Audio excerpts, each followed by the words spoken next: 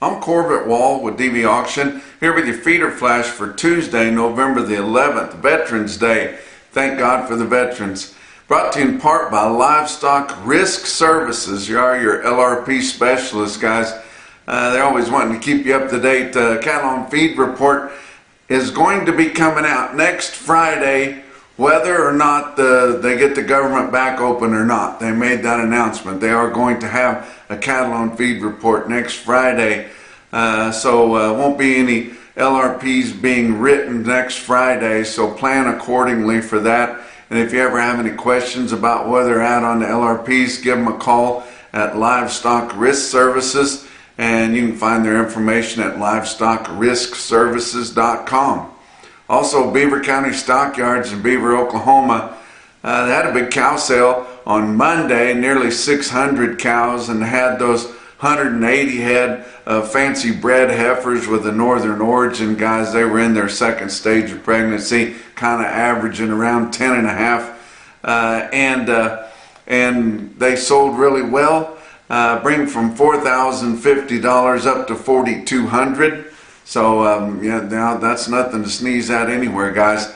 Good crowd on hand to see those bid, but they were there. They were curious. Not everybody bidding. It kind of took a little while to stir them up, they said, but they ended up selling really well. Let's talk about their run on Tuesday here. Not as big as usual. A lot of people kind of bowed out after all the upheaval last week there.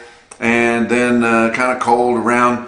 They have expecting 1,500 calves here today on Tuesday.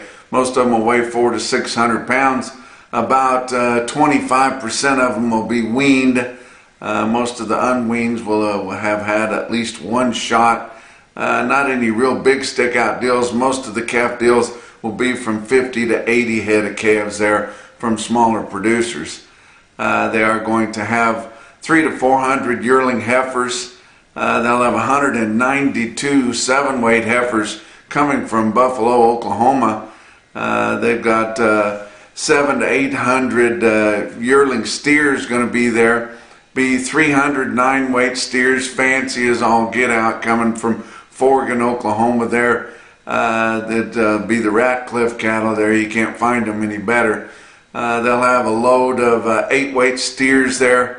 Coming from Buffalo, Oklahoma. They've got another load of 8-weight steers coming in, and they're from Turpin, Oklahoma, and they'll have another load of 8-weight steers from Hennessy, Oklahoma. Those will be coming right off the grass there. So check them out at Beaver County Stockyards. You can view and bid that sale at DVAuction.com. Now, I want to also mention, I forgot to mention, I'm going to be up there. And one of the reasons I'm going up there is at noon in Beaver, they are going to be having a fundraiser for the Beaver County Volunteer Fire Department, guys. They count on them so much in that open, rangeland right there. If they get a spark somewhere in those high winds, it is really hard to put those wildfires out. And they've always got plenty of guys there volunteering to help do that. I think they got 7 or 8 different departments around the county there. Last year they raised $100,000, and sure hoping to beat that this year. So be sure and get in on that. You can bid online there too at DVAuction.com. Erratically limit up. And that was your board to start the week on Monday. We were a little bit confused about what was going to happen there. It was kind of a crapshoot.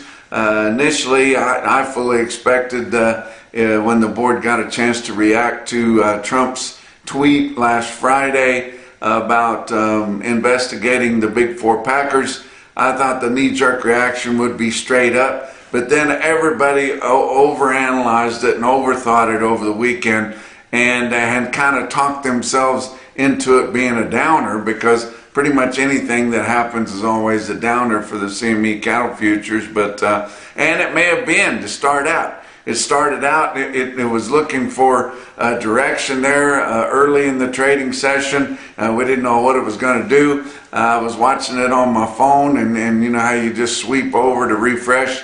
and every time you did that, all the figures changed a whole bunch, more so than any time I think I've ever looked at it like that. But then pretty soon, calm heads overtook, and here it started going up, and then it went up even faster, and then before you knew it, they were pretty much all your traded months of CME cattle futures were up the limit.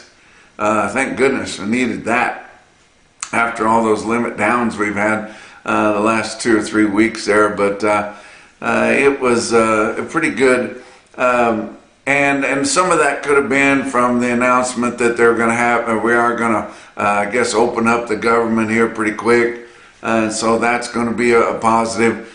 But tell you what, it was mostly due to that news. They didn't know what to do with it.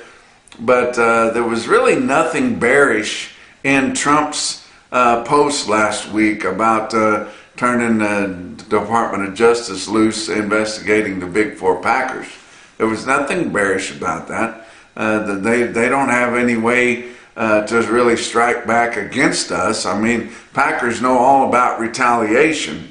I mean, yeah, just talk bad about them on social media. If you got cattle for sale, they'll be telling you to take that down. And if you don't take their bids when they bid you a rare negotiated trade bid out in the country, they may not be back for a few weeks. That's kind of how they operate, always have. That's nothing new. But it's doubtful that they can really do anything. I mean, why do they want to do it? Well, they always want to kill the cattle market, but why are they mad at the cattle people? They didn't put out that post, but it's doubtful that they can cut kills very much. I mean, they're down, 100,000 a day there, or 100,000 a week, excuse me. I always get those mixed up when I get to talking about that, but 100,000 a day or a week. Because they're just barely killing enough to get by. They're not going to come in there and slash kills anymore, especially going into the holiday season. There's no way they're going to do that. They've got a lot of promised product there that they've got to get ready and get ready to put out. And so, I mean, they've trimmed those kills just back to nearly nothing. I tell you what, especially down here in the southern plains, they are running those plants so slow that they're not efficient at all. And I tell you what, the plants up north aren't a whole lot better. And apparently your packers didn't have very many long positions, so they couldn't dump them to try to kill the board. And if they did dump the ones they had, it didn't work because the board was all up. So don't know what's going to happen here going forward. I mean, it was limit up, so you expect it to be up, to start the day on Tuesday, and then if a leaf falls wrong somewhere, it could be back down the other way, but we're not really sure. But that shallow pool of feeder cattle locked up the limit there pretty quick. Not so much all your traded months of live cattle, but we also saw Tyson. Of course, they were one of the Big Four packers there. They had an earnings report come out before the board opened on Monday morning, and their fiscal year is starts and ends at October the 1st. So through September, the end of September, finished their fiscal year there, and they had losses in the cattle division of $426 million. Now, I don't know if that's going to save them from investigation or not, but that was kind of tough for them. Luckily, they had the chicken division there, and the chicken division made nearly $1.5 billion. So that's why they're wanting everybody to get completely vertically integrated and then have to contract with them. They're frustrated with all these independent feeders and independent producers out here doing their own thing. They can't completely captivate that deal, or they could be making big money like that all the time in the cattle. The only time recently that they've made that kind of crazy money in the cattle division was during COVID. But I'm not going to keep you for 30 minutes today, so let's go on and talk about the other markets there. I want to tell you about the Punchy Pick of the Month contest. It'll be coming up again here before you know it, guys. but we have good sponsors there for the Punchy Pick of the Month. We've already received a lot of good pictures, both in the Kids Corral and for the Punchy Pick, to get started gathering those this month. The Kids Corral is sponsored by Great Plains Livestock Consulting. I tell you what, you want to get a hold of them. They can save you a lot of money, a lot more money than they ask for their services, guys, as far as procuring feedstuffs, things like that, risk management, things like that. If you're not fully vested in everything you need to know there, get a hold of them. There's that's nothing to be embarrassed about. Everybody should get a second opinion, and they need one over yours. How about Beaver County Stockyards? You'll get all kinds of swag from them for the Punchy Pick of the Month winner there. And Beaver County is one of our best advertisers there as an auction market. But then Fairpiece donates that whole case of Fairpiece every month for the winner of the Punchy Pick. And that's a big prize, guys. And of course, Fairpiece is that revolutionary product that is scientifically proven. Check out the end of this video. I'll add a video that tells you more about Fairpiece. Let's talk about your board to start the week out on Monday. December live cattle up 720 at 228.55. February was up 7 1/4, and that's the limit, at 227. The next 4 traded months on live cattle were up the limit, and then the last 4 were up 635 to 717. So they weren't all locked up the limit, but more than half of them there. So the big day on the live cattle pits going up. November feeder cattle up 9 1/4. That's the limit at 335.65. It's still well under your index level, so it's got a little bit of propping up to do here. January feeder cattle also up the limit, 9 1/4 at 328.82. All the other traded months of feeder cattle contracts were up the limit except for the last one, which is next November, and it was up just 490. But all of them up big, guys. A good day on the cattle board there. Let's look at your December corn, up 2 cents a bushel at 429 1/4. January beans up 10 1/2 cents at 1127 1/2. Hard red winter wheat for December up 7 cents a bushel at 526 1/4. Let's look at your weighted average on last week's negotiated fed cattle trade. Out of your main negotiated trade areas there, 61,550 head traded in your 4 out of 5 major feeding areas there. And that compares with 48,300 the previous week, 43,300 the same week a year ago. Live prices of fat steers and heifers range from $225 to $235. That was $2 to $3 lower. Your weighted average on live steers was $228.70, down $216 compared to the previous week's weighted average. Dress sales of fat steers and heifers in the negotiated areas $355 to $365. That was steady, but your weighted average on dress steers was down a little, down 21 cents a hundred at $358.33. As a whole, your market in the Southern Plains was $3 to $5 lower, from $230 to $232. Northern Plains steady to $2 lower, from $225 to $230 1/2, and steady to $3 lower dress, from $355 to $360. Nationwide, they sold 79,200 head negotiated, compared to 55,950 the previous week and 50,000 smooth the same week a year ago. Of that 79,200, about 24% of those were for the 2 to 4 week delivery there out front. That's typical. Negotiated grid sales totaled 62,050 head. Forward contracts totaled 10,500 head. And formula sales, sweetheart deals, totaled 211,900 head. So those are light too. There's just not a lot of cattle out there for sale, guys. Of the 4 out of 5 areas that we get information from, Iowa sold 29,400 negotiated. Nebraska sold 24,000 negotiated. Kansas sold just 3,000, and Texas sold 5,100. It's been a while since Texas outsold Kansas, but that's the way it happened there.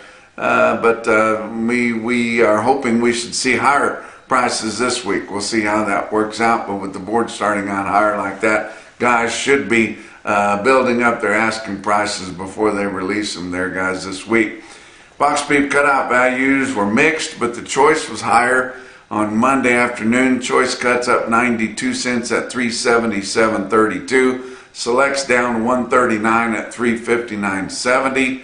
Your slaughter to start the week out there on Monday. Your slaughter on Monday was impressive, and I tell you how bad it's been. It was only 113,000, and that was fairly impressive for the way things are. So they're stepping up the kill a little bit more. They're getting ready for the holiday season. People have Christmas parties and go out to eat more and all that kind of thing. So they need more product. It's going to be hard for them to cut kills anymore. So not going to be able to do a whole lot about it. But that 113 was 4,000 more than last Monday, and actually 1,000 more than the same Monday a year ago. So we're finally catching up to the light kills all the way back a year ago, and I can't remember the last time we killed more cattle than we did a year ago at any level, day or week or month or anything. But a little bit encouraging that they're stepping that up. Talk about what else is going on. If you like this report, this feeder flash report, you get frustrated trying to find it all the time, you can find it really easy. Just text the word flash to 209 Corbitt or 209-267-2488. You text out flash to that number, and automatically they send you a link to this report, and you'll have it there every business day morning, guys. You can view it right there. Let's talk about your feeder cattle market, brought to you by Specialty Risk Insurance. I'll tell you what, any kind of insurance that you need in your agribusiness or on your farm or ranch, get a hold of them there at Specialty Risk. Your RTI, your real-time index from DVAuction, after your sales had all concluded on Monday, was sitting at 339.67, down 114. You're thinking, down? I thought the board was up to limit. It was, but cash is under pressure still, guys. I hadn't forgot that. It was down 114, and your markets were a little bit lower, cash markets were. You can't turn the moods completely around on those cash feeder buyers that quick. But your steer tracker, the last 25 lots of 5 head or more that go in the index there, was at 346.67, so that was a positive, and most of your sales said they did get better later in the day after your board closed that much higher. Latest CME cash feeder cattle index sitting at 344.37. Some sales coming up this week. I saw at South Central Regional Stockyards there. They are having a Black Influence special there in Vienna, Missouri. They're on DVAuction.com and really got really good cattle right in that pocket of Missouri right there. I tell you again, I'm going to be in Springfield, Missouri at the Springfield Livestock Marketing Center on Wednesday. Going to be a guest auctioneer there for the calf and yearling special there. They've got over 2,500 head expected for that sale. Let's talk about your big sales on Monday. How about OKC, Oklahoma City, Oklahoma City, Oklahoma National Stockyards there, 6,400 head. Feeders were steady to $5 lower. Steer calves were $5 to $10 lower. Heifer calves were unevenly steady. You know, it's just that way, guys.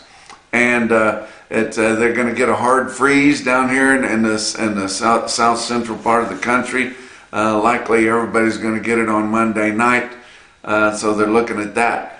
Joplin Regional Stockyards, Carthage, Missouri had 8,100. That was less. They hardly ever estimate more than they get, but a lot of the cattle didn't make it to the sale. It was a little nipply around there, and they didn't want to get out and then get into it. It's the first cold morning they really had.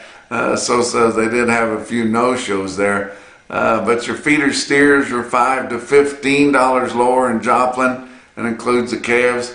Heifers were $15 lower to as much as $5 higher, so a little bit uneven there.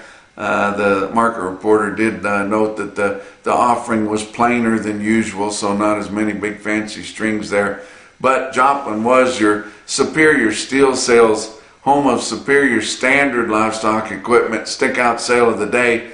And Joplin is always our best test of the market throughout all the weights there on a Monday. And I'm going to give it to you and be thinking about these. This is your market price because they got a lot of cattle in every single weight group there.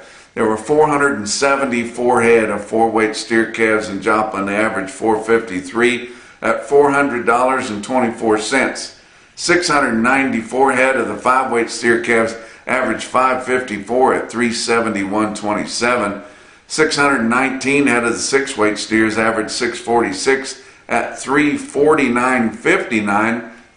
934 head of the 7 weights outsell the 6 weights. Not as many of those fat pussy balling calves in the 7-weight category, so they outsold them. The 7 weights averaged 744 with a weighted average price of $359.71, about $10 higher than your 6 weights. They had 1,052 head of your 8-weight feeder steers, average 848 at $329.48. 1,255 head of the 9-weight feeder steers in Joplin, average 984 at $311.29, and that includes the largest group they had in the sale, which was 528 head in one swath, weighed 998 at $314.25. Look at the heifers. They had 217 head of the 3-weight heifers, average 359 at $371.66.